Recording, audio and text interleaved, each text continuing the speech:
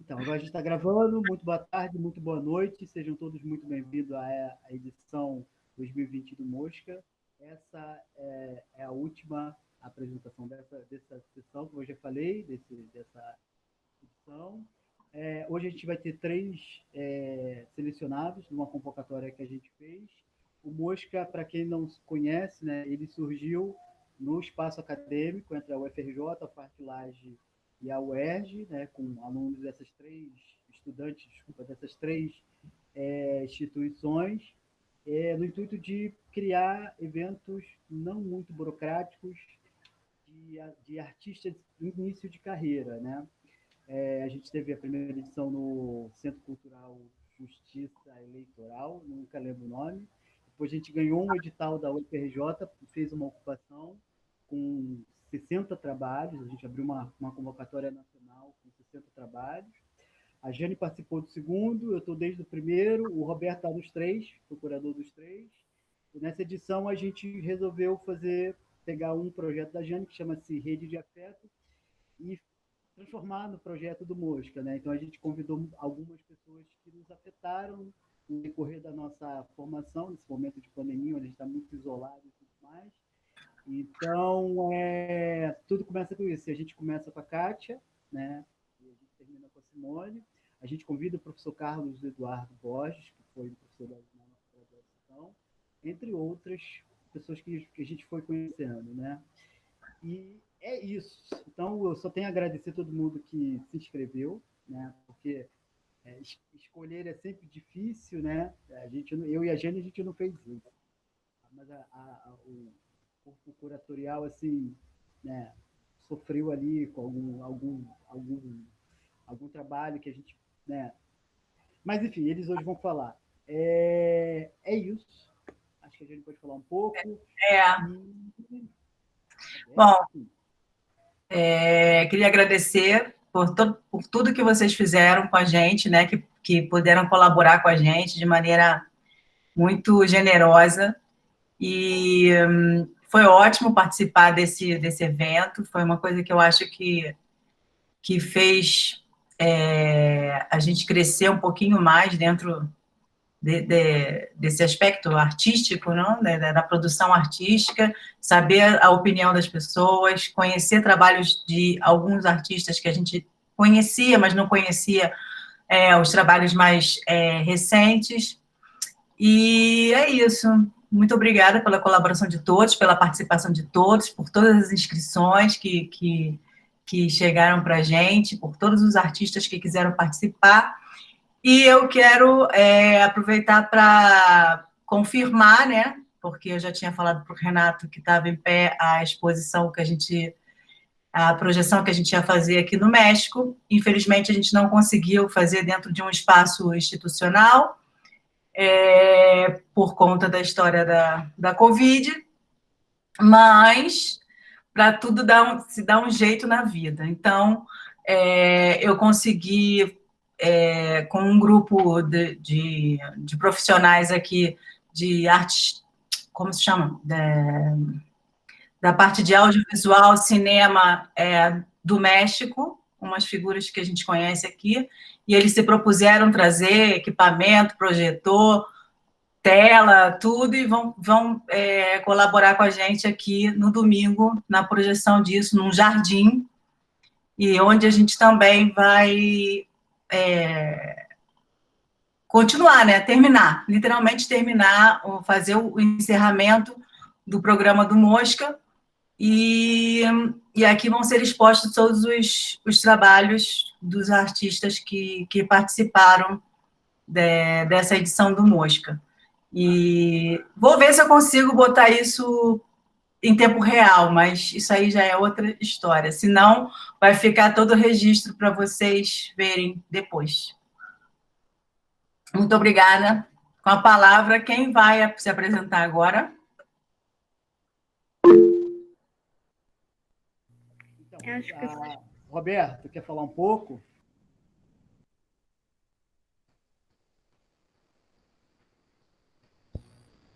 Deixa eu ver se está ligando. Ligou. Oi, gente, boa noite, bem-vindo a todos. Né? O que eu gostaria de dizer é que, olha, foi um prazer realmente fazer parte desse evento, né? Que cada dia se torna mais incrível, cada dia a gente troca mais e a gente aprende mais, a gente vê mais, né?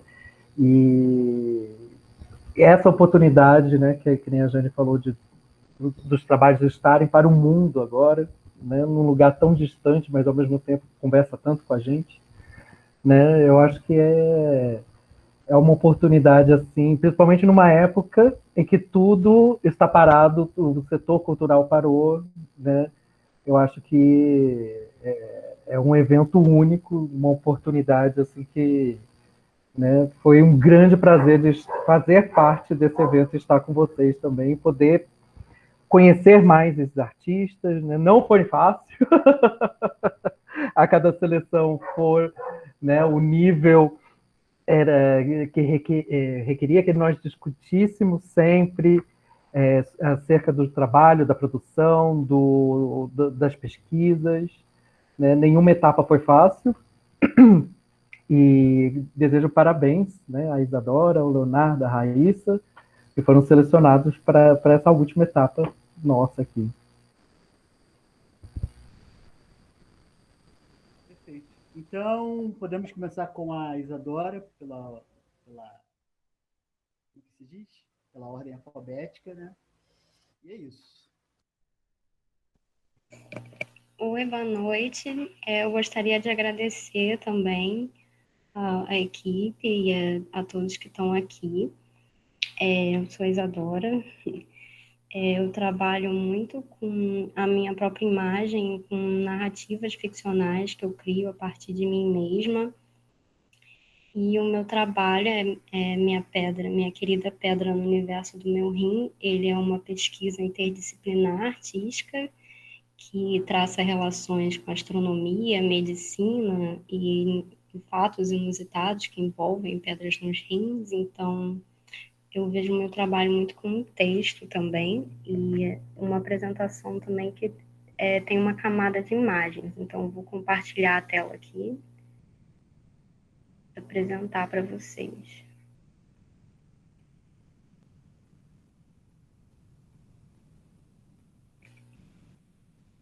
Não está indo? Acho que foi agora. Você tem que trocar pela apresentação, que a gente está vendo a tela. Tá.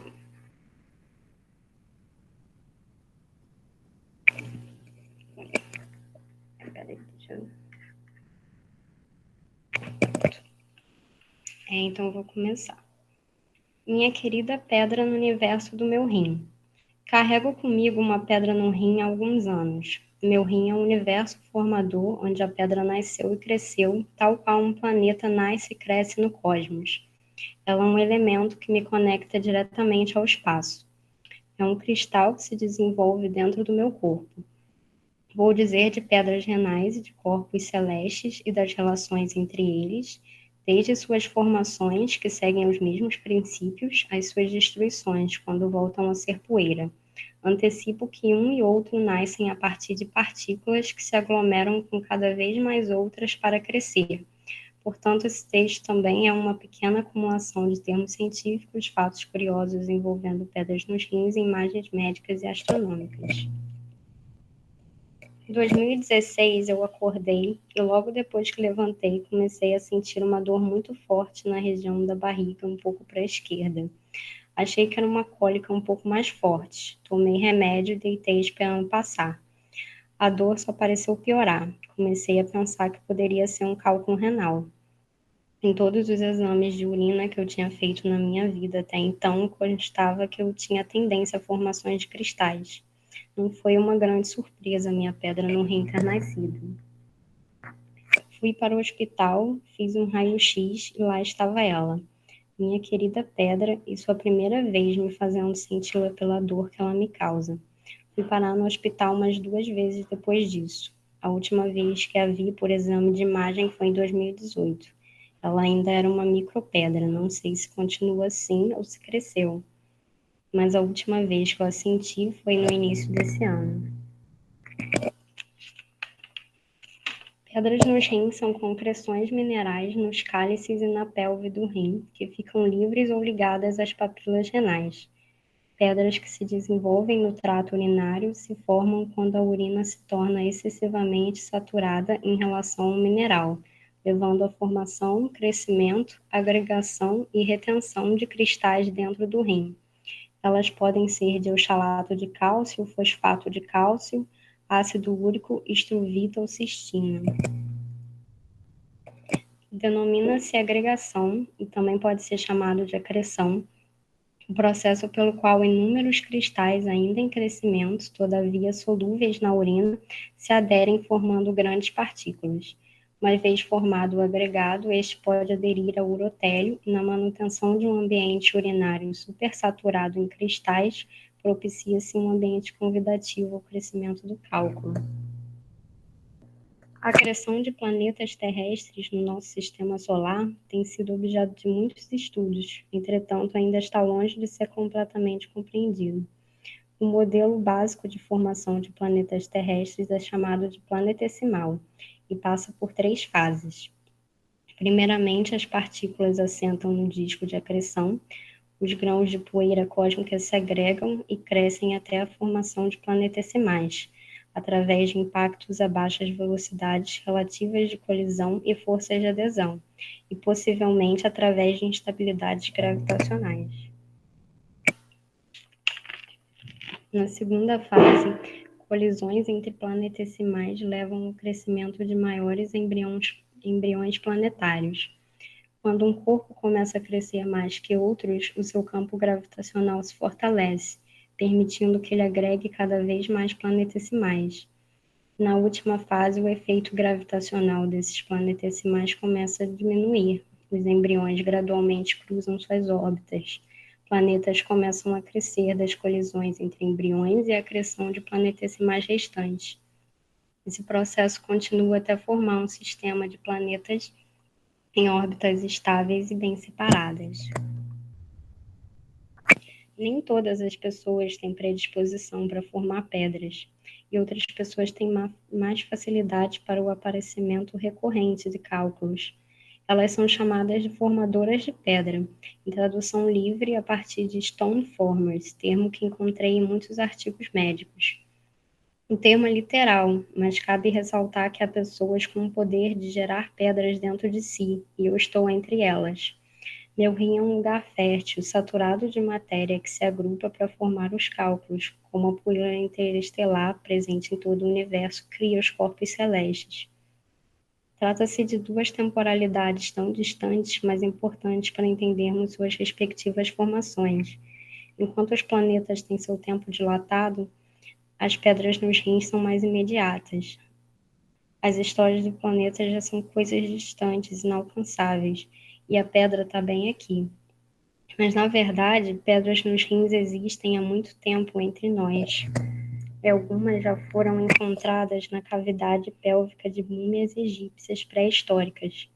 A linha do tempo de uma pedra no rim pode durar vários anos, até o momento em que ela crescerá demais, se moverá e terá que ser retirada para não causar danos maiores. Há diferentes modos de se desfazer de uma pedra no rim. O mais avançado e não invasivo é a litotripsia extracorpórea por ondas de choque. Um aparelho localizado acima da pessoa emite ondas de choque que atravessam a pele e tem como foco a pedra.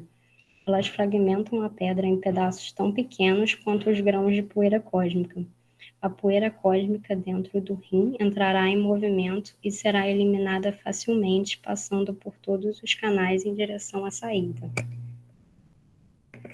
Uma alternativa para pedras que não são facilmente fragmentadas por ondas externas é a ureteroscopia flexível.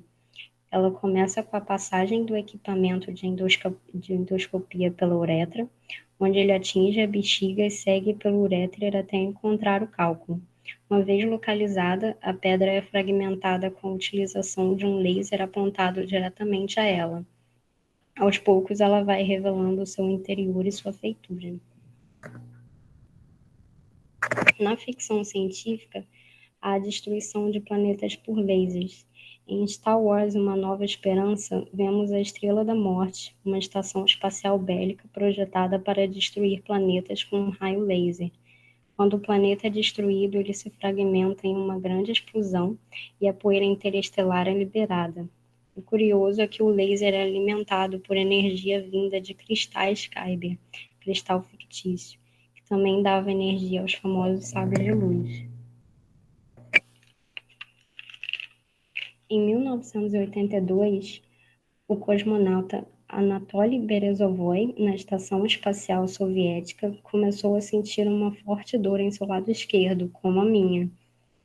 Temendo que o cosmonauta estivesse sofrendo de apendicite, o programa espacial soviético começou a se preparar para uma evacuação de emergência. Mas quando eles estavam prestes a lançar o resgate, Berezovoi expeliu uma pequena pedra e seus sintomas desapareceram. Astronautas têm riscos altos de desenvolver pedras nos rins, porque as forças gravitacionais fazem os ossos se desmineralizarem, liberando cálcio e outros sais na corrente sanguínea. Esses sais, por fim, se concentram no rim, onde cristalizam e se tornam pedras. Por isso, uma nova tecnologia está sendo desenvolvida com o investimento da NASA.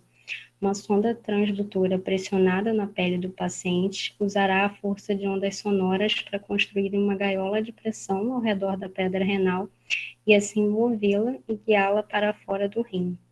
Essa nova forma de tratamento futurista será usada na Terra e no espaço, possibilitando viagens espaciais mais longas. Não só astronautas e eu somos formadores de pedra. Michelangelo também era. E sua pedra foi muito bem documentada em cartas à família e amigos, como a minha está sendo nesse texto.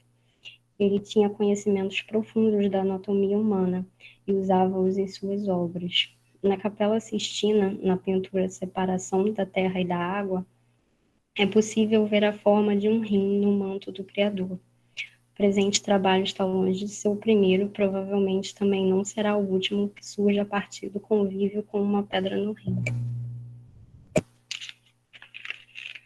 Não posso deixar de citar a formação de cristais no cosmos. Cristais estão diretamente ligados ao astral e ao celestial, segundo Gaston Bachelard. Diamantes são abundantes no espaço. Existem dentro de planetas, em partículas de poeira interestelar, em meteoros e até algumas estrelas são feitas de diamantes. Eles podem ser de diferentes tamanhos, o menor estando na unidade do nanômetro e o maior formando milhares de quilômetros no núcleo de estrelas anãs brancas. Chove diamante em Júpiter, Saturno, Urano e Netuno. Tempestades com raios transformam metano na atmosfera em fuligem, carbono, que à medida que cai endurece em pedaços de grafite e depois em diamante. Também preciso mencionar a relação direta das pedras renais com a água, assim como as outras pedras são associadas a ela. A água ajuda a pedra renal a ser expelida e evita a formação de novas pedras, como também movimenta as pedras em rios e desgasta-as no processo de erosão. A água, por sua vez, está ligada a corpos celestes, como o oceano é ligado à Lua. E é um tipo específico de pedra no rim que tem uma conexão especial com a água. É chamada de cálculo coraliforme, porque possui um formato que lembra um coral. Ela é basicamente a impressão da parte interna do rim e cresce tomando sua forma, desenhando seu negativo, ocupando o lugar do líquido saturado que passa no rim. A maior pedra já retirada de alguém era uma coraliforme de 13 centímetros em seu maior lado, registrada no Guinness. A minha pedra ainda pode estar crescendo, ou pedras se formando ao seu redor na sopa primordial que é meu rim. Eu posso viver a vida toda com ela, ou um dia posso perdê-la. Eu sei que posso começar a sentir a dor a qualquer momento, por mais que tente evitá-la. Admito que já quis que ela saísse, não só para evitar aflições, mas também para poder guardá-la de outra forma que não em mim, mas à vista, como o holandês Jan de Doet, que no século XVII retirou sua própria pedra num ato arriscado, cobriu-a de ouro e foi pintado em um retrato, segurando a pedra em uma mão e a faca usada na outra. A minha é um cristal precioso, ainda guardado no fundo do meu corpo. Eu bebi muita água e senti dores imaginárias durante a feitura dessa pesquisa. Vou sentir um aperto na barriga toda vez que olhar para o céu ou me deparar com a imagem de um planeta quando estiver navegando na internet. Obrigada.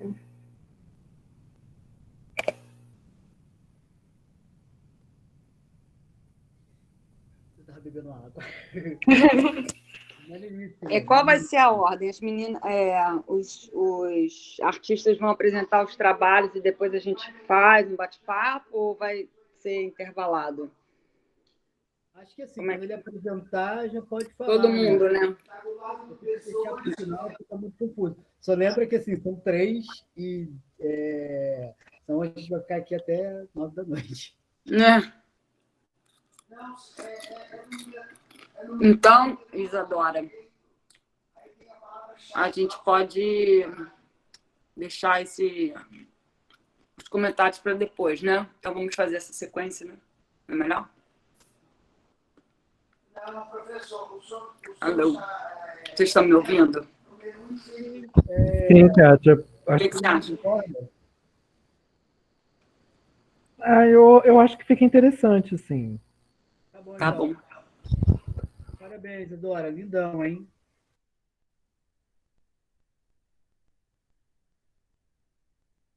Agora é o Leonardo.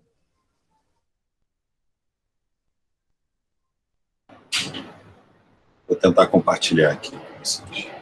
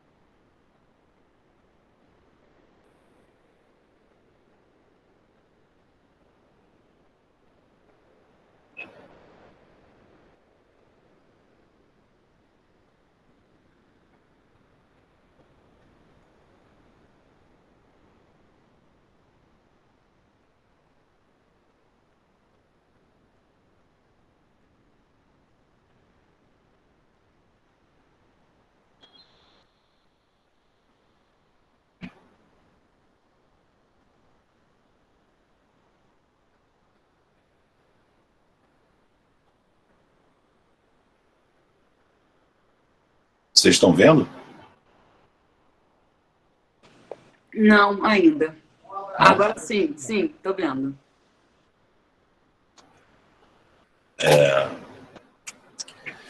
Esse é um projeto que eu estava desenvolvendo em 2018 e 2019,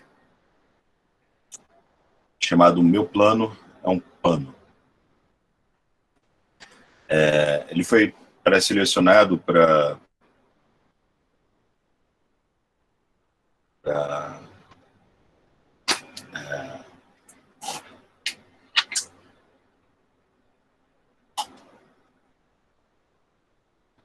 Correios, foi para o Centro Cultural dos Correios, e hoje em dia ele está aumentando esse trabalho. Essa pesquisa se propõe explorar, através de múltiplos recursos de linguagem simultâneos, as possibilidades de comunicação e relação entre o público e a obra, sintetizando problemas formais e narrativos em um ambiente que pode parecer incomum para a maioria dos que observam. Podendo se mostrar divertido ou agradável, é muitas vezes incômoda e perturbadora, com a intenção de despertar no observador um olhar crítico, seja esteticamente ou conceitualmente. Essas obras estão abertas à subjetividade do interlocutor, já que as informações e problemas ali propostos dependem do entendimento, imaginação e sensibilidade de quem vê, para interagir, refletir e completar um quebra-cabeças estético de madeira, tintas e panos, que constrói os planos, palavras e relações.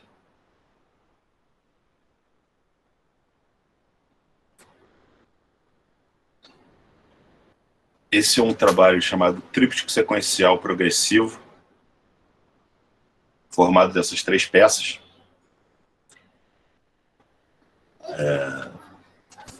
E tudo, eu comecei a fazer esses trabalhos através de uma observação simples. Como eu geralmente esticava as telas, virando a lona, esticando grampeando a lona,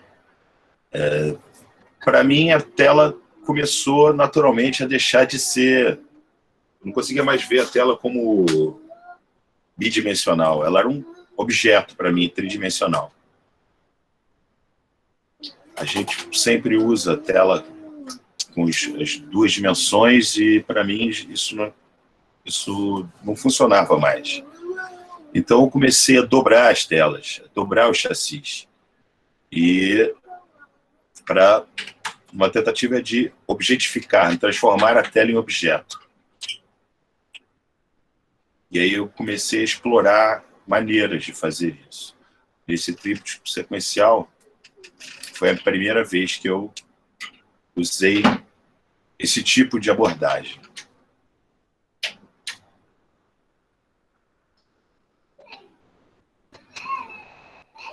Esse é o retrato quântico.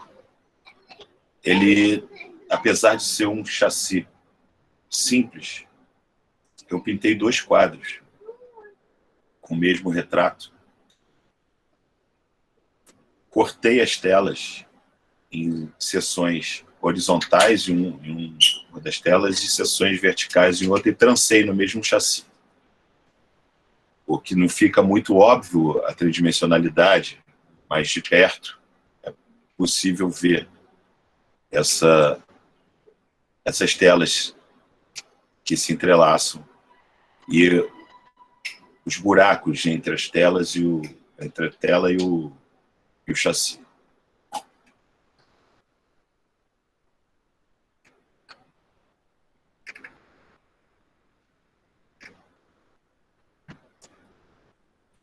Aqui é uma tela muito maior, onde eu faço, ela começa a ter uma forma e você não consegue ver parte da tela a partir de um só ângulo. Você precisa contornar a tela, você precisa deslocar pelo espaço para ver partes que estão ocultas da tela. Se você começa pela esquerda, você não vai conseguir ver a parte da direita. Se você conseguir começar pela direita, você não vai ver a parte que está oculta aqui. E tem uma poesia que eu fiz nessa parte oculta, que não sei se dá para ler aí. Em cada plano ou verso, uma ideia oculta se revela em tinta sobre um suporte cego. Se o som é surdo e ainda assim se escuta, mesmo em altos brados, toda palavra é muda. Toda palavra muda. Toda palavra é muda plantada numa tela.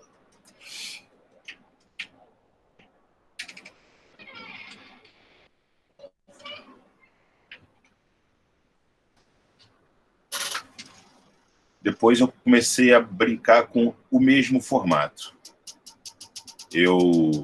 A partir desse formato em L ou em V, depende por onde você olha, eu fiz esse primeiro quadro, chamado Canto ou Vazio, que a ausência ocupa, que é feito para ficar num canto. Eu voltei a utilizar essas tiras de lona que eu tranço no quadro e resolvi deixar esse espaço aberto no meio de uma das faces. Da mesma forma que o último que eu mostrei, para ter uma visão total da obra, você precisa se deslocar. A melhor visão é do canto, mas você pode, quando você se desloca, você tem visões diferentes da mesma tela.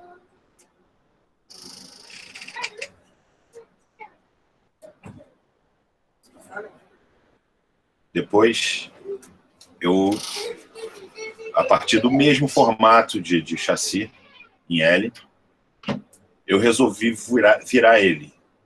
E ao invés de ele fica no canto ainda, mas ele fica projetado para fora da parede. Usando os mesmos recursos, eu continuo trançando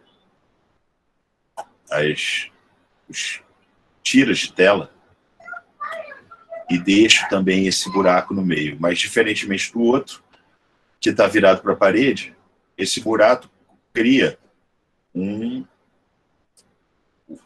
deixa você ver o verso do outro lado da tela. Esse verso pintado de vermelho. Que aproveitei para fazer mais um verso, esse verso vermelho, não sei se vai dar para ler aí, está escrito: alva estupidez se assombra refletindo o imenso vazio na pálida ausência do espelho. Por temer a rubra canalha, reza, preza, espalha o gatilho, o choque e o relho. Nas ruas faz jorrar incauta o espesso sangue da malta e, enfim, manchará a bandeira e suas mãos de vermelho.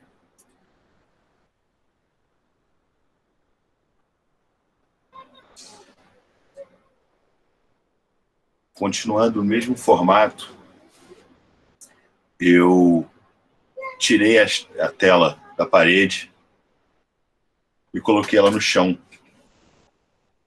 Esse trabalho se chama genuflexório e eu me baseei, coloquei nessa tela lisa o nome dos vítimas fatais do massacre da Candelária. E no verso eu coloquei esse enchimento de veludo vermelho, com veludo vermelho e cordas, que me lembra o formato de um genuflexório de igreja. Essa obra também você tem que andar através dela, você tem que andar pelo espaço para poder vê-la. Então, aquele formato, a relação só da pintura não existe mais. Ela já vira totalmente um objeto, mas ainda a pintura ainda está lá. No outro, a partir do mesmo objeto, do mesmo formato, eu fiz a mulher dobrada, que é uma mulher, a tela que se apoia na parede, e também tem essa relação da parede com o chão. A tela com a parede e com o chão, ela não fica só mais na parede e nem só no chão. E também tem essa tridimensionalidade e você pode andar pela tela, andar pelo espaço e ver diferentes... Ela se apresenta de diferentes maneiras, né? Você vê... você não consegue ver ela esticada como está aqui, mas ela vai mudando conforme você vai caminhando. E eu tenho uma junção das duas, que é o útero.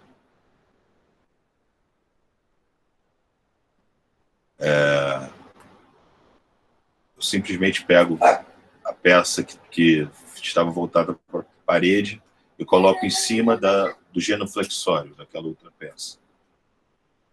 E formo um terceiro trabalho que acaba ressignificando os outros dois.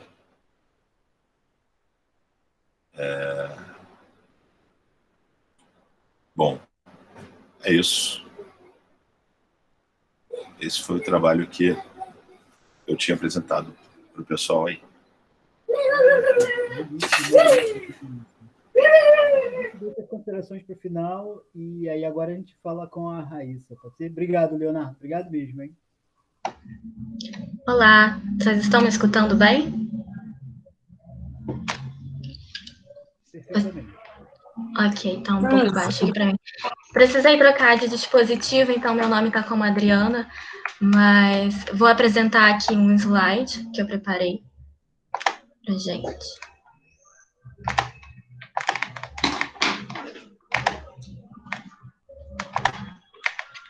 Vocês conseguem ver? Tá, aparecendo. Ok. Então, eu preparei uma apresentação em que eu primeiro digo quem eu sou, depois eu selecionei uns 2 trabalhos do meu portfólio, só para ilustrar melhor o meu processo artístico, e, por fim, eu vou apresentar o trabalho Estorvo, que foi o que eu submeti ao processo de seleção. Então, antes de tudo, gostaria de agradecer à equipe Mosca e também a todo mundo que está presente. Bem, eu sou graduanda em artes visuais na UERJ, e o marco da minha produção artística começou justamente com essa graduação, que foi ano passado, né, o seu início. Lá na universidade eu desenvolvo uma pesquisa de iniciação científica sobre as revistas acadêmicas de artes visuais do Brasil, sob orientação do Alexandre Sá. Também sou bolsista de extensão da revista Consínitas e, por fim, desenvolvo alguns projetos de extensão como aluna do Marcelo Campos de curadoria. Eu achei importante evidenciar essas questões porque elas vão explicar um pouco sobre o trabalho que eu vou apresentar. Neste sentido, essas questões são importantes porque o meu interesse, além da pesquisa acadêmica, se espalha também pela curadoria. No caso, eu fui curadora da exposição geral, que é Mostra Independente dos Alunos de Artes, ano passado, no Galpão Ladeira das Artes. E, por fim, a minha produção artística se estende por esse mesmo objeto de pesquisa acadêmica, que são as revistas, né, mas mais do que as revistas, são as publicações em geral. Ou seja, a minha pesquisa acadêmica, minha pesquisa artística, assim como acadêmica, é movida por livros, né, pelo interesse por livros, jornais, papéis, enfim.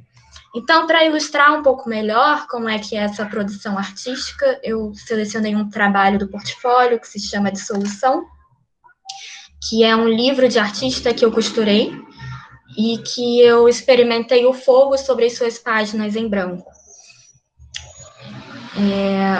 Um outro trabalho que eu selecionei também para explicar melhor como é que é esse processo artístico é um que eu ainda estou desenvolvendo durante esse período de pandemia, que se chama Perdas e Danos, que veio de uma coleção que eu comecei a fazer com manchetes do jornal o Globo, em que muitas das vezes esse comentário sobre a pandemia parecia estar voltado para a economia.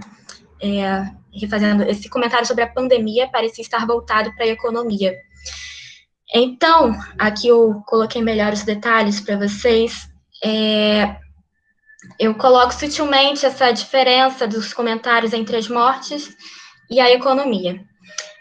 Enfim, eu mostrei para vocês esses trabalhos só com a intenção de explicar melhor qual é o meu processo criativo. Agora eu vou falar propriamente do trabalho que eu coloquei na seleção, que se chama Estorvo. Estorvo foi uma performance criada em 2019,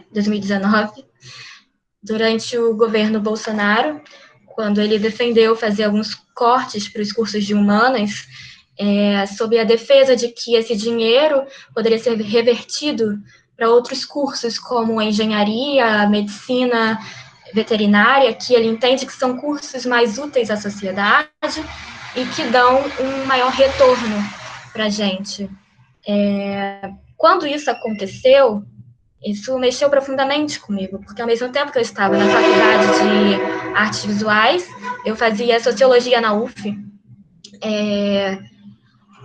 Então, eu resolvi fazer uma obra sobre isso, em que eu corto um livro de filosofia com a Makita. Os cortes são incisivos e fortes sobre esse lugar quase que santo para a gente, né, que é o livro. Mas quando eu corto esse livro e no final coloco ao lado desses outros livros que dizem ser úteis à sociedade, existe um processo quase que semelhante, né, ao do Bolsonaro de cortar verba para esses cursos de humanas. Então, para explicar o que seria isso, eu vou me apropriar um pouco das palavras da Sofia Esquima, que apresentou no último Mosca, quando ela fala sobre a performance Por Aqui Se Sangra, Aqui Se Lava, e ela diz que a intenção não é recriar a cena, mas sim expor os processos, as estratégias de operação disso. Então, eu vou nessa mesma linha de raciocínio, e aqui eu uso a Sofia só com as palavras mesmo. Então, eu busco evidenciar esse processo do corte de verba para esses cursos de humanas. E o título é muito importante, porque ele se chama Estorvo. Então, existe um processo artístico de colocar ambiguidade. Ou seja, o estorvo aqui depende unicamente da subjetividade de quem está assistindo. Então, uma pessoa pode sentir que isso é o estorvo para a filosofia que está sendo cortada, e assim eu espero que seja, né? Mas uma outra pessoa pode achar, na mesma linha de raciocínio do Bolsonaro, que estorvo, na verdade, é essa filosofia viva e gastando dinheiro público das nossas universidades. Bem, eu expliquei um pouco para vocês desse processo e apresentei a obra. Eu gostaria agora de fazer os agradecimentos, né, às pessoas que me ajudaram nesses processos. Uma é a fotógrafa, que fez essas fotos extremamente importantes para mim, que eu não tenho a gravação, eu só tenho, infelizmente, as fotos, que é a Júlia Bezerra. Então, todas essas fotos foi ela que fez. E também a Carol Ângelo, que ajudou em muitos desses trabalhos que eu apresentei para vocês antes. E a Sofia, né, que eu me apropriei de algumas palavras dela para explicar um pouco desse processo. E é basicamente isso, assim, eu acho que agora a gente pode se desdobrar mais nos comentários e eu posso responder a perguntas. Vocês têm alguma pergunta sobre isso? Então, com certeza. Parabéns pelo trabalho. A gente ficou muito feliz, porque a gente teve a inscrição de poucas performances no Mostra, né, esse ano. E o seu trabalho foi muito bem-vindo, não só porque tem uma performance, porque agora a gente consegue entender profundamente, né, toda a pesquisa de vocês três, né, porque a Jane brincou comigo quando estava escrevendo lá a proposta, né? Falei, não, eles vão ter 350 caracteres para falar do projeto. Ela, você está sendo mal. Eu falei, não, cara, é importante. E foi muito legal da gente, assim, fazer um exercício também de rever algumas coisas que você escreveu e ver de forma geral, assim, né, a inscrição e tudo mais. Mas foi muito gratificante de receber tantos trabalhos primorosos. A gente ficou muito feliz mesmo. Sim. Talvez a gente queira falar alguma coisa e depois o que vai acontecer?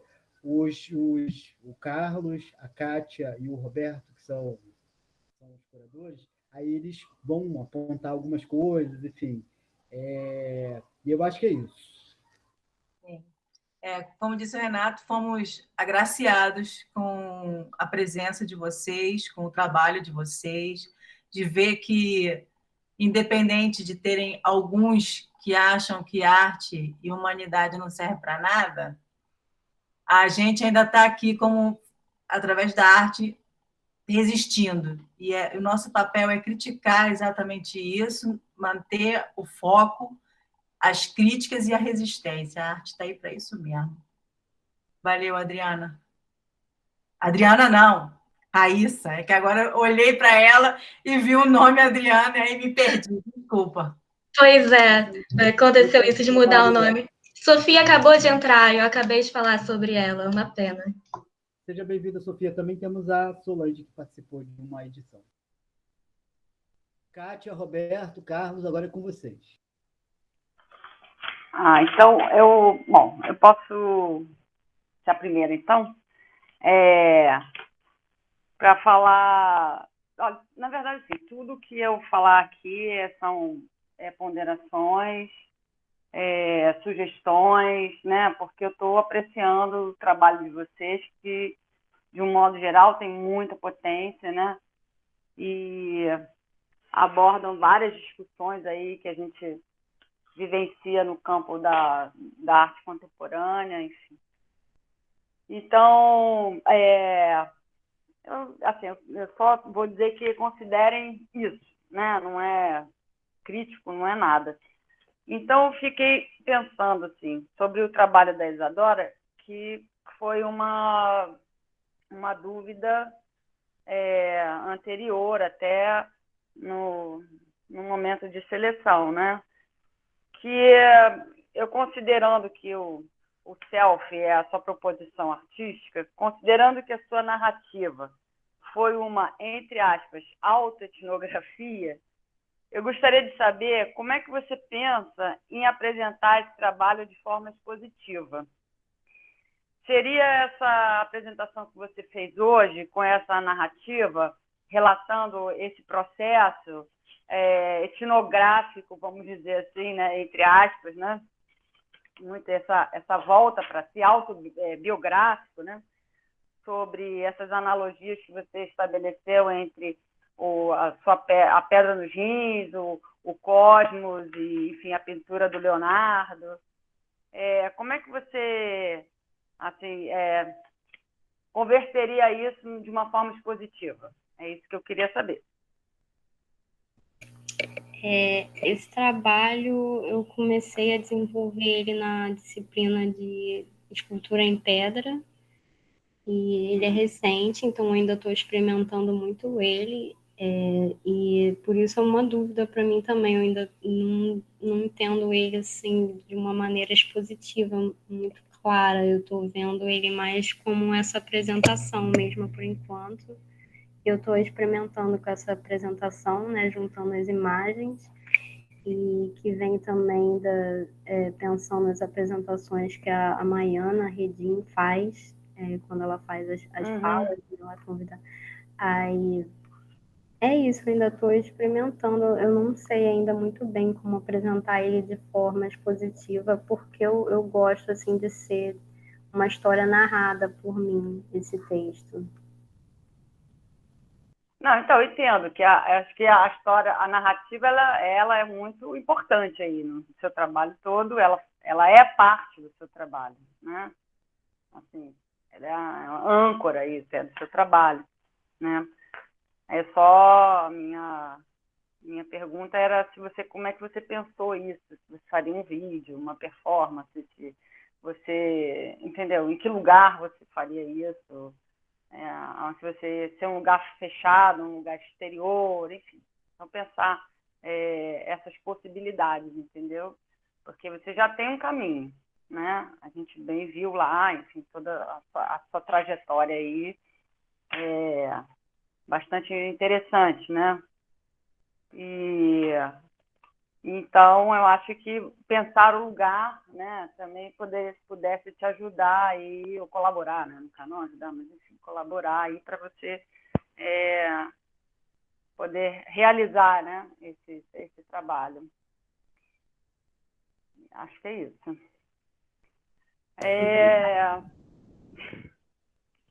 Para o Leonardo, eu tinha uma pergunta que é bem curtinha. É assim, por que você não dispensa a pintura? Sabe, você já você tem o campo da pintura, para ti, pelo que você fala, né, ele é totalmente dominado, né, e essa pintura da representação, de toda a parte da montagem, enfim, do chassis, da lona, você lida muito bem com isso, né? E aí você desconstrói a pintura, né, convertendo essa pintura em objeto, um objeto autônomo, ou ora numa instalação, enfim, mas ela ainda está ali, né? Do meu ponto de vista, assim, os seus objetos e a desconstrução da sua tela são muito mais fortes do que a pintura em si. Né? Por isso que eu pergunto, por que você não dispensa a pintura e pensa nesses objetos? Né? Eu acho isso. E acho que é um desafio para ti, entendeu? É um desafio. Assuma os seus objetos, né, de fato, né? Porque você já entrou aí no campo das 3 dimensões faz tempo, né? Entende? Eu acho que é isso que eu pude observar do seu trabalho. É muito legal, entendeu? Acho que também, por um outro lado, tem uma dimensão que a gente pode pensar no muralismo, um trabalho que avança sobre o espaço da galeria, que ele pode ir para fora, né, sair da galeria, do cubo branco, enfim, num caráter instalativo, de fato. Mas são ideias, entende? Assim, são sugestões. Não são críticas, não, tá? Por favor. São ideias. Tá, mas é que isso daí eu já tinha pensado também. A ideia é que eu não falei muito, né? Senão eu ia falar pra caramba. Eu tenho muita coisa escrita sobre ele já, nesse trabalho. O que eu tento buscar nesse trabalho, algo que eu me expliquei antes, essa relação também do nosso contemporâneo, tanta informação que a gente tem recebido de tantos modos, TV, internet, celular, a gente, fake news, muita informação que a gente tem, então eu quis fazer um trabalho cheio de informação. Ele está espelhando e exatamente incomodar esse excesso de informação, o que te incomodou.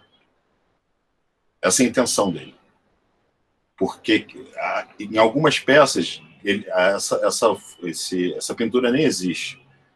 Em outras existe, mas ela está ali, assim que como eu coloco muitas frases ou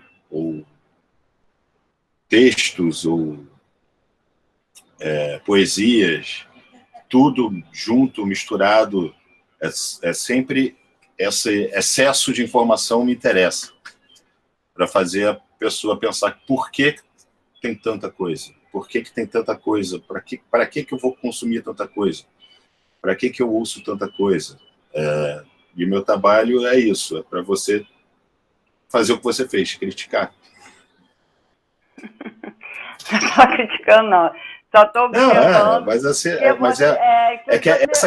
Essa crítica é o que eu busco.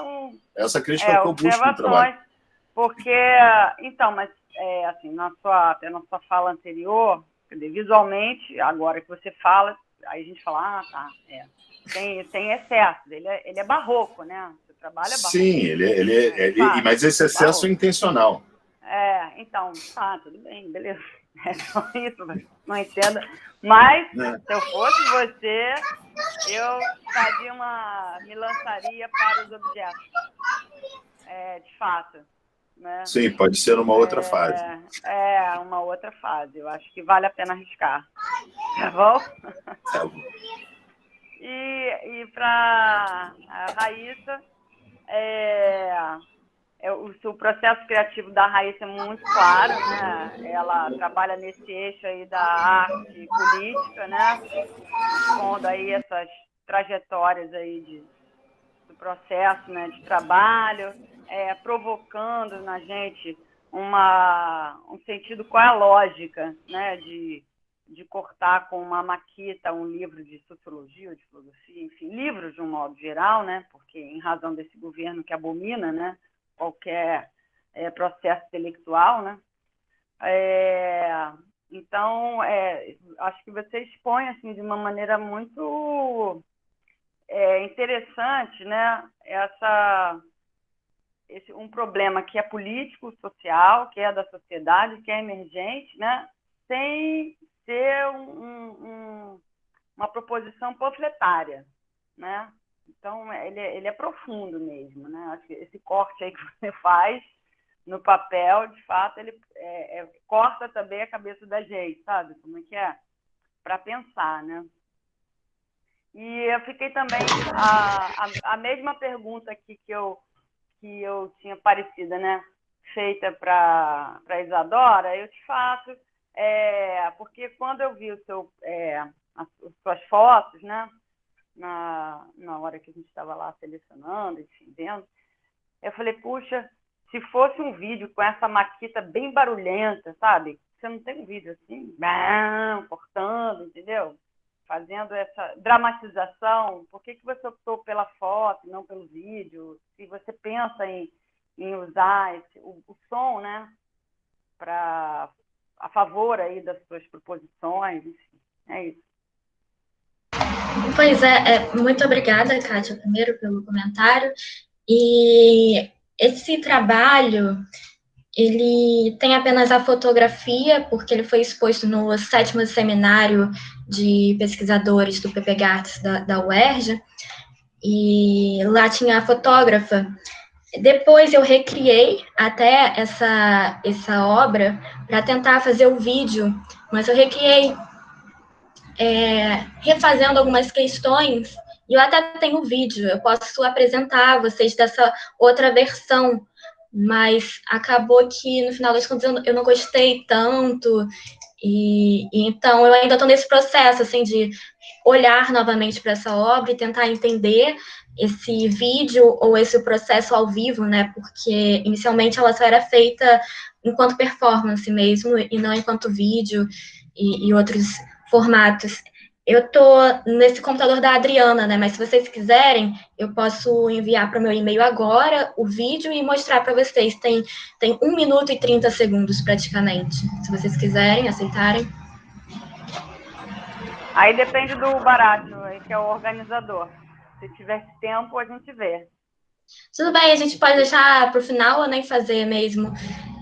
Mas só deixando, assim, que ainda é um processo que eu estou investigando. Mas já tentei o vídeo também. Sim, não, mas também não só na forma de apresentar, mas apresentar o trabalho para submeter, né? Também acho que talvez fosse iluminar assim, mais a sua proposição, não sei, né? Porque eu fico pensando no barulho. E também o barulho da maquita, eu já associei o barulho da motosserra, que tem muito a ver com o nosso ministro do Meio Ambiente, né, atual, enfim.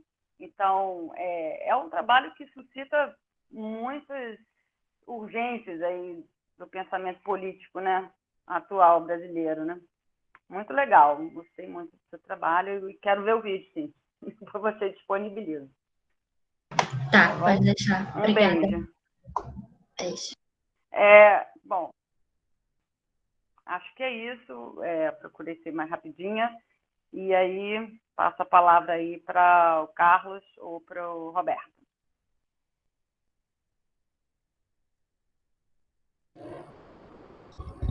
Bom, gente, eu posso falar agora, nesse momento. Eu fiquei encantado por todos os trabalhos, né? E quando a gente vê a pesquisa de vocês e todos os processos, a gente fica mais encantado ainda, né? E vou tentar, assim, também, né, conversar algumas coisas, né? Vou começar pela Isadora também, seguindo a ordem, né? A Isadora, eu não a conhecia, vim a conhecer, né, olhando todo o material que ela disponibilizou para a gente, que foi muito generoso, né? Ela tem um site, a gente pôde acompanhar, então a gente pôde fazer essa construção de quem é a Isadora, aventureira, né? que para mim ainda é uma persona, né? Ela tá aí no mundo, ela transita entre o real e o ficcional e qualquer outra linha que existe, né? Eu achei interessante a sua apresentação, Isadora, achei assim performática, né? E eu ficava pensando, gente, será que ela está fazendo uma performance nesse momento? Será que isso vai se repetir em algum outro lugar, numa outra forma, com uma outra linguagem, né? Numa outra ocasião? Eu achei muito interessante, né? Não sei se Kátia. Eu não sei se isso cabe, né? Porque quando a gente encarna essa persona, né? Ela está presente e assim, né? A gente não pode delimitar em que momento que ela vai entrar ou sair de cena, né? Ou a pessoa entende ou não. Então, eu não sei se você gostaria de falar sobre isso, mas foi mais ou menos isso que eu entendi, né? E essa historiografia que você fez da pedra, do rim, é um trabalho assim incrível, né? Você pesquisou, mas é aquilo, né? Nós tivemos uma impressão, eu pelo menos tive, né? Eu tive uma outra impressão, porque como eu tenho essa conexão com Isadora, que Isadora ela tá ali, mas ela não é real ao mesmo tempo, ela transita. Se todas aquelas informações são verdade, porque a gente está num período, né? E aí eu acho que todos os trabalhos conversam entre si. A gente está num período da não verdade, né? Então, assim, é uma história tão fabulosa, tão incrível, né? Que a gente fica pensando, todas aquelas informações realmente são reais, ou a Isadora está brincando com a gente, né? Criou-se essa sensação. Então, assim, só complementando, eu achei que a Kátia fez considerações incríveis. Eu acho que, assim, se um dia você for parar para pensar, um vídeo, eu vi que você trabalha bastante com vídeo, um vídeo seria muito interessante, porque ao você falar, o tom de voz, as informações, até os barulhos que o seu computador fez, criou-se um ritmo. Eu achei, assim, que se um dia você for parar para pensar, né, qual meio eu sugeria um vídeo seria interessante, né? Porque o vídeo ele pode estar em vários lugares para apresentar-se, né? É mais ou menos isso que eu considerei, Isadora. Obrigada. Eu acho que a minha pesquisa é muito isso mesmo, tá entre esse ficcional e o real, né? Não dá para saber muito bem. Eu tenho texto, eu também esqueci de dizer que eu já pensei também em publicar um texto, aí teria as referências. E essa ideia do vídeo é interessante, que realmente com o vídeo dá para manter um movimento das imagens, né, os GIFs que eu coloco. E é isso mesmo, tá nessa dúvida, né, se algumas coisas são ficção, é tudo real, e eu tenho trabalhado com isso mesmo, e eu tenho trabalhado com a minha imagem, com o meu corpo, e acho que é só isso. Obrigada. Parabéns, viu, Isadora. Leonardo, eu fiquei muito intrigado com o seu trabalho, achei ele, assim, dá muito pano para manga, né? Muita coisa para se falar, né? E você comentando essa questão do excesso, né?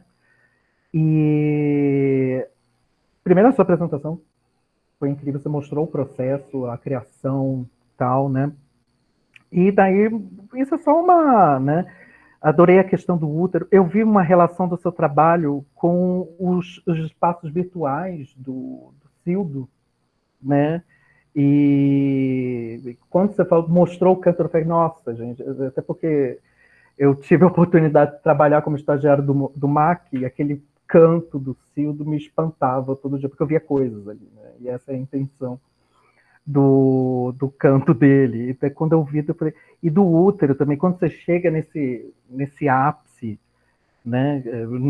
É o que eu vi, né? Não é o ápice, porque você está em processo ainda, você vai criar muito mais ainda, né? Mas, assim, é só eu acho que até meio que, parafraseando a Kátia, né, eu marquei aqui, o corpo está sempre presente. Vai chegar alguma hora em que a imagem e as palavras vão se diluir.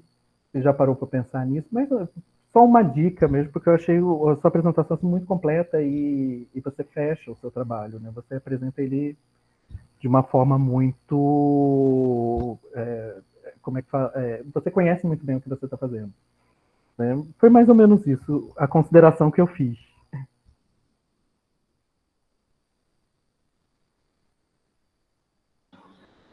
Obrigado.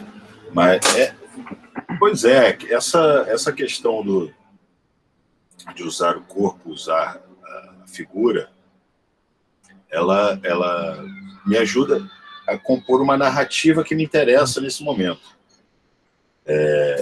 Eu tenho outros trabalhos que não são por essa linha visual que eu abandono a pintura. Mas nessa pesquisa eu acho importante para criar essa narrativa. Essa narrativa que brinca com o formato, com o aspecto formal e as imagens que eu uso, que elas geralmente estão linkadas. Eu brinco com a forma e a figura. Elas me ajudam a fazer esse exagero de informação que me interessa. Assim, você vai olhar para aquilo várias vezes, vai poder ver várias coisas. Parabéns, viu, Leonardo? Sua pesquisa é fenomenal. Eu fiquei encantado bastante. Obrigado. E Raíssa, Raíssa, eu me identifiquei muito com você porque eu trabalhei também como estagiário, né?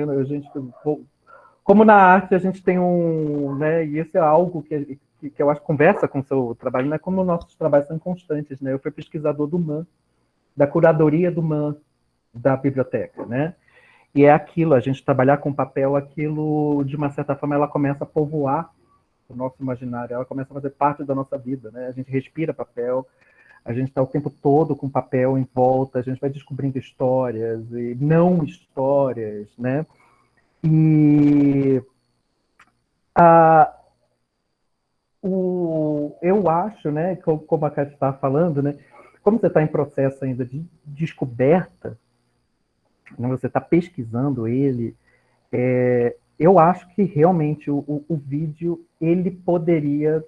É só uma sugestão, tá, gente? É aquilo, a gente não está aqui para mandar em ninguém, né? É uma sugestão.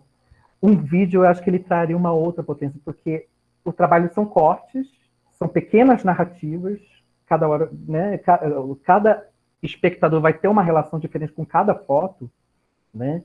Então, não necessariamente elas poderiam ser sequenciais, né? Essa narrativa ela pode ser brincada, inclusive num vídeo, né? Mais ou menos isso que na hora que eu pensei, né? Você falou, o vídeo é curtinho, é um pedaço, né? E a performance, pelo que eu vi, que você tinha colocado, ela dura uns 5 minutos, né? Então, assim, ele é um fragmento dos cortes, né? Pode ir pesquisando isso daí, se jogando nessa questão de você cortar, editar, porque é aquilo, né? Como, da mesma forma que o Léo fala do excesso de informação, essa informação tem a não-verdade junto, a Isadora brinca com essa questão. A gente está vivendo no mundo da pós-verdade, né? Então, assim, o seu trabalho, ele conversa com todos, mas, ao mesmo tempo, conversa com essa questão da gente não saber mais aonde a gente está pisando, né? E a gente absorver coisas que não tem que ser absorvidas, né? É essa a consideração que eu faço. Entendi. Muito obrigada. Foi uma consideração muito precisa. Borges, Carlos. Devo falar agora então, gente? É isso? As considerações? Perfeito. Então tá bom. Bom, antes que eu me esqueça, eu vou trocar um pouquinho a ordem. Eu queria começar com o Leonardo primeiro, porque eu lembrei aqui durante a apresentação. Está me ouvindo, né, Léo? Leonardo, está me ouvindo? Tranquilo, né? Tô ouvindo. É o seguinte, eu lembrei quando eu vi o trabalho teu, aquele que você corta o trabalho em tiras e tudo, do Jarbas Lopes, Eu ia sugerir, não sei se você conhece. Que ele cortava os outdoors de publicidade. Isso, que ficou belíssimo aquele trabalho, ele fazia aquilo grande, ele cortava o de políticos e fazia essa coisa. É que ali no trabalho do Jarbas tem uma questão que eu acho que, assim, estou falando por último, o Roberto e a Kátia já falaram várias questões aqui, né? Mas, assim, ele tira uma questão que eu acho que no teu trabalho pode atrapalhar, que é uma questão que vem de uma trajetória que você tem, e uma trajetória me parece até de sucesso, de cativar um público, que é a habilidade. Como ele usa fotos de políticos e tudo, ele pega uma coisa contextualizada da rua, corta e emenda, que me lembra isso. Eu até na seleção comentei o seu trabalho comparando com o caso histórico do Picasso. O Picasso, para criar Demoiselles d'Avignon, por exemplo, ele teve que largar uma carreira de sucesso que ele tinha como um pintor expressionista já conhecido. E isso fez dele alçar um voo maior. Eu acho que você tem um potencial muito grande, que eu vejo aí nisso tudo, sabe? Eu acho que você pode crescer, inclusive em escala, em ousadia e tudo, mas, assim, é difícil, eu entendo perfeitamente essa coisa, porque você tem um público já tem uma... eu lembro de uma colega minha também que falou assim, você faz uma coisa tão bonita, entrou na escola de arte, começou a fazer umas coisas feias. Então, de repente, é necessário fazer umas coisas assim, desagradáveis, feias, para romper com um público anterior, para te dar esse pulo que eu acho que pode ser dado, que eu acho que tem um potencial grande no trabalho. Tá bom? É isso, eu achei muito especial. Inclusive, esse quadro que você está falando, o pessoal achou horrível, né? Transformei o retrato da pessoa num monstro, assim. Tá vendo? Tá vendo? É porque tem, o pessoal tem ainda aquela estética do belo. E eu sempre falo, o grito do Mank não é belo e é arte, é belíssimo. Não, né? o pior de tudo é que eu fiz o retrato da minha mulher e distorci, ou seja, ela odeia aqui. Faz parte. Tá bom. Então é isso, Nanda. Antes de eu ir, eu quis falar isso para não esquecer, eu com medo aqui queria parabenizar não só ao Renato, a Jane, também a comissão. Acho que nós elegemos muito bem as pessoas, porque é muito difícil isso, sabe, gente? Selecionar, isso é uma coisa muito ingrata. Mas pelo nível que eu vi, nós acertamos muito. São pesquisas muito consistentes, né? Continuando aqui, a Isadora, eu achei assim um tremendo potencial do trabalho. Eu concordo muito com o que a Kátia colocou aqui, né? Acho que tem um problema da narrativa que você faz do trabalho ali, tem essa questão de como você vai apresentá-lo, e a narrativa ficou muito monocórdica. Eu fiz um projeto no rádio, já fiz 2 projetos no rádio, o Pré-Pós-Formas no ar e o Linguagens Visuais no ar, e eu percebi o seguinte, quando uma pessoa ia na rádio participar, que é um projeto na rádio, era descrever trabalhos de artes visuais no rádio. O primeiro trabalho era esse. Que as pessoas iam com texto para ler, o ouvinte percebe. Então, eu acho que você tem que investir nessa questão mesmo, não sei se uma participação, mas com a questão da narrativa, realmente buscar essa narrativa, investir nessa narrativa, pensar nisso, não sei, se com participação de pessoas, e talvez até com essa questão fantasiosa, porque eu fiquei pensando também, como o Roberto, até que momento aquela questão da NASA, entendeu? Eu acho isso muito interessante, essa mescla que é possível, sabe, fazer. Acho que existe um rigor da pesquisa que você teve, e que é ótimo, talvez até esse trabalho esteja encerrado desse jeito, mas para uma outra, porque eu penso que quando está em dúvida, não mexe naquilo que está feito, não faz outro. Talvez uma outra, você misturando uma narrativa meio fantástica, talvez inserindo outras pessoas, ou até você mesmo entrando no de fazer personagens diferentes, sabe? Eu acho que isso pode... E tem muito a ver, porque eu vi, pesquisamos ali teu Instagram e tua coisa, como é que você fez essa história aquele trabalho da Central do Brasil. Achei muito ousado aquilo, né? Aquela coisa de você pendurar. Aí eu andei muito de ônibus, de trem ali, né? Naquele trem e tudo, quando eu trabalhei em Nova Iguaçu e tudo. Achei aquilo de uma ousadia enorme. Tem a participação das pessoas, você soube usar isso muito bem, né? Eu acho que essa é uma possibilidade que você deve considerar, tá? Assim, né? Tá bom? Muito potencial também no teu trabalho, muito potencial. Eu falei de cara, assim, eu falei, poxa, fiquei encantado pelo potencial que eu vi no teu trabalho. Eu acho, inclusive, que esse trabalho ainda não revela, né, o potencial que você tem. É isso, entendeu? Assim, de você olhando pelas imagens ali, eu vendo o teu Instagram, coisa, eu vi um potencial maior do que o que eu vi nesse coisa. Isso aqui, ele é muito para a gente discutir isso, né? Essas questões. Né? Não tem nenhum prêmio, dinheiro, não tem nenhuma coisa, é mais para a gente discutir esse processo, tentar dar essa contribuição. É isso que eu posso falar para você, tá bom? Obrigada. Isso aí. E para, no caso, a Raíssa, né, que está aí como Adriana, não vou cuidar de uma coisa, também achei assim, você tem um objeto de pesquisa muito delimitado, é aquela que tem o objeto de pesquisa mais claro, né? Concordo também com o que a Kátia falou, eu acho assim, você falou de um vídeo que se você não gostou, a mesma coisa, faça outro. Uma coisa, te dar uma dica assim, eu trabalhei em Nova Iguaçu, por exemplo, a biblioteca lá tinha milhares de livros que iam ser incinerados, porque eles estavam com mofo, então eles tinham que ser tirados, e as bibliotecas fazem isso, descartam livros que são contaminados. Então, eu acho que você pode entrar com essa coisa num local cheio de livros e fazer um grande vídeo, porque nem que você tem que fazer capa de livro de filosofia, usando esse viés mais político, né? Fazendo capas fake para esses livros, transformar, sei lá, lista telefônica, o que quer que seja em livros assim, e fazer essa performance, entrando e cortando uma grande quantidade, realmente, como diz a Kátia, derrubando livros, caindo, fazendo essa analogia que ela sugeriu com a questão da motosserra e tudo. Eu acho que isso é um potencial muito grande.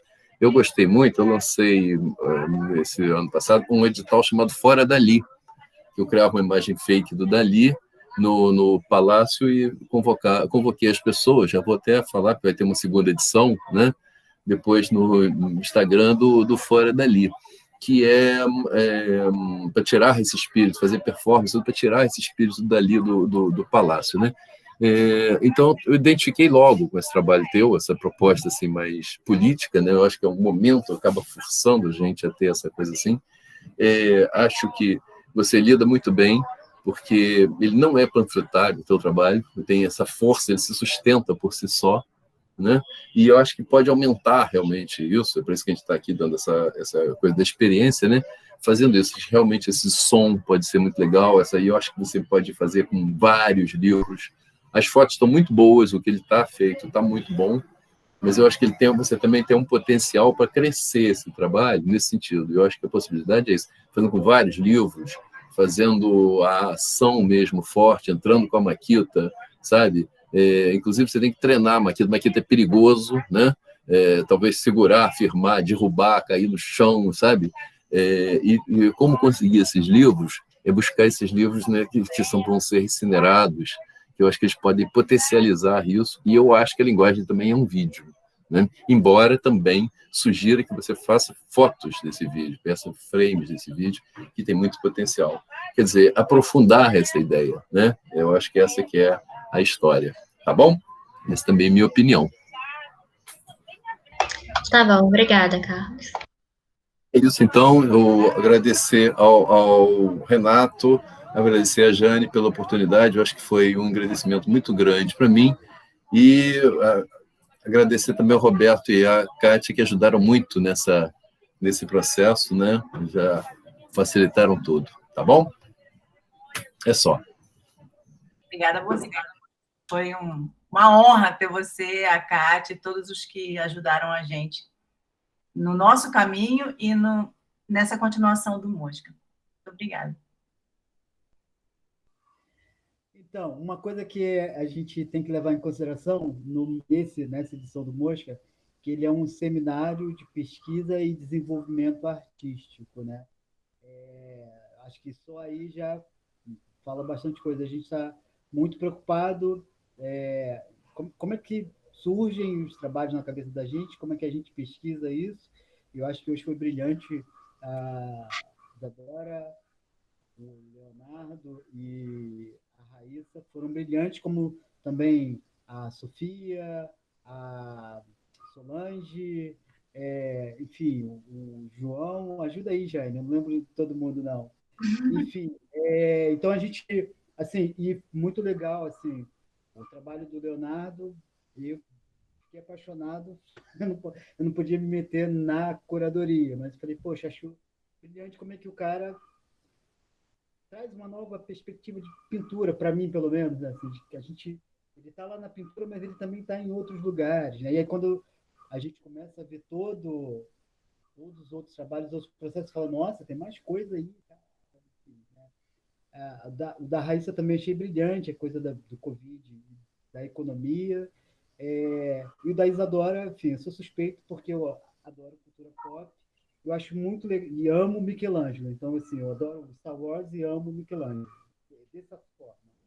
Eu achei muito legal como é que você faz tudo isso. Como você vai apresentar, isso só você pode resolver. Assim, porque uma vez eu ouvi do Marcos Bonisson, né, no Parque Laje, curso que eu fiz com ele, e ele me disse o seguinte, ele pediu tinha que fazer uma tarefa, um exercício lá, e aí eu apresentei o exercício e tal, e realmente estava muito ruim o exercício. Aí ele falou assim, mas é isso que você vai mandar? Pensa que eu sou a banca curatorial do Oi Futuro e tal. Eu falei, aí ele, tudo bem, você só tem que entender o seguinte, o artista ele pode fazer o que ele quiser, né? Porque o trabalho é dele e ele sabe o que pode fazer. Agora, cada banca ou cada, enfim, equipe curatorial vai ter lá seu corte ideológico, enfim, técnico e tal. Mas o artista pode fazer o que ele quiser. Então, a partir desse pressuposto, aqui no Mosca é um lugar para a gente falar dos nossos processos, né? Eu e a Jane, a gente apresentou uma aula na Kátia de um trabalho que a gente começou a fazer em 2012, 2013. Ele só fez sentido para mim agora, 2020, 7 anos depois. Então, assim, eu acho que a gente não tem que ter muitas respostas, não. Acho que a gente tem que deixar mesmo um hiato. Mas eu achei brilhante todos os trabalhos. Eu quero agradecer imensamente, não só você, mas todo mundo que se inscreveu no Mosca, que infelizmente não foi selecionado. Agradecer o Carlos, a Kátia, o Roberto, a Jane, minha parceira, que, nossa senhora, todos os artistas, Paula Scamparini, a Elisa Castro, o Mário Gibran, a Silvia, que eu não sei o nome dela, a Simone Michelin, a própria Kátia, enfim, a Jane. Então, foi assim, foi uma energia que a gente movimentou muito boa, de uma galera muito legal. Sobre a exposição, intervenção, sei lá como que a gente vai chamar isso, para os artistas eu vou mandar por e-mail e aí a gente resolve tudo no e-mail, ok? Quem quiser fazer alguma consideração final. Bom, agora eu vou agradecer o povo em espanhol também, né? Porque é uma galera daqui do México que participou. Então, bueno, lo que a mí me gustaría agradecer es a todos los que participaron de esta edición de Mosca 2020 y a todos los artistas que desde México también participaron, compartieron sus trabajos, sus experiencias y también tuvieron un poquito de trabajo para comprender nosotros que hablamos muy rápido el portugués y agradecer a todos los participantes de esta edición de Mosca. Y espero que sábado también quede bien la presentación y la proyección de los trabajos. Muchas gracias a todos. Então é isso. Até a próxima. Obrigado, galera. Obrigado mesmo. Tchau, gente. Obrigada. Um beijo. Tchau, obrigada. Beijo Tchau, a gente. Boa todos. noite. Boa noite, obrigada. Tchau, vamos ver. Tchau, gente. Beijo. Beijo, beijo.